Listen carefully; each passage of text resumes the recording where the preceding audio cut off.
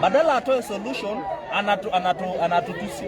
Sababu angekuja yeye ni mtu wa county, yeye ni president wa county, angetoa order rangers kwanza wafuate mtu atafute mwili, atoe order tractor sikuje sitoe hii gari hapa chini, badala yeye na atuambie amepanga mikakati gani ya kutujengea daraja.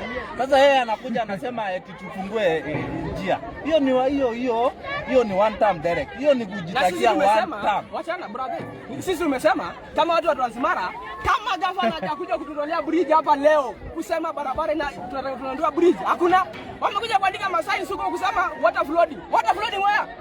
What is flooding? Yes, but we need the bridge here. If we don't have bridge, no more talking. Hii bridge ilijengwa nini? Hii bridge imejengwa na wazungu kitambo.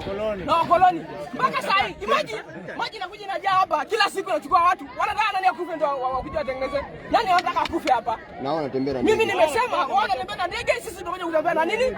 Na pikipiki na alafu anasema hizi chuma ziko hapa za daraja, sawa? Zimekaa hapa 2 years.